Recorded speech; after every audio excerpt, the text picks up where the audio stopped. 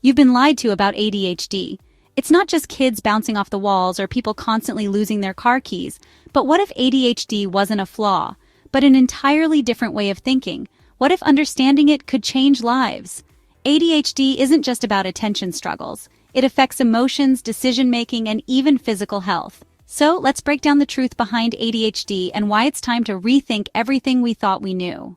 ADHD is not just, I got distracted, or I totally forgot my coffee on the roof of my car again. It's a neurodevelopmental condition that affects millions of people, shaping how they process the world. And no, it's not just a lack of discipline. ADHD brains are wired differently, with structural and functional differences, especially in areas controlling impulse, motivation, and focus. That's why tasks requiring patience or long-term planning can feel like climbing Mount Everest in roller skates. Scientists believe genetics play a huge role. If ADHD runs in your family, congratulations, you've inherited the "where did I put my phone" gene. But it's not just DNA. Things like prenatal exposure to toxins or early childhood stress can also increase the risk. The problem? ADHD is still wildly misunderstood. People think it's caused by bad parenting, too much screen time, or just not trying hard enough. Spoiler, it's not. There are three main types of ADHD: inattentive, hyperactive impulsive, and combined. Some folks struggle with focus and forgetfulness, others can't sit still, and some have both, like a browser with 47 tabs open at all times. ADHD doesn't just affect school or work, it impacts mental and physical health too. It's linked to anxiety, depression, and even sleep disorders, because apparently the ADHD brain doesn't believe in bedtime. It can also lead to impulse-driven choices, like binge eating an entire pizza at 2 a.m. or buying something online you definitely didn't need. Despite these challenges, getting an ADHD diagnosis can be life-changing.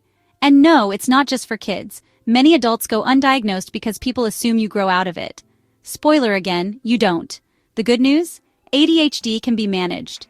Medication helps many people by boosting dopamine, aka the brain's motivation fuel. Therapy and coaching teach strategies to stay organized and manage emotions. And lifestyle changes, like exercise, structured routines, and better sleep habits, can make a huge difference. Even diet plays a role. Some research suggests cutting down on processed foods and increasing omega-3s may help, so maybe rethink that all-sugar diet. But one of the biggest hurdles for ADHD isn't the symptoms, it's the stigma. Too many people still think ADHD is an excuse for laziness or bad behavior, and that mindset can make people feel ashamed or hesitant to seek help. The reality? ADHD isn't a weakness. It comes with strengths too. Many people with ADHD are incredibly creative, energetic, and great at thinking outside the box. Sure, they might struggle with time management, but when they hyper-focus on something they love, they can accomplish amazing things.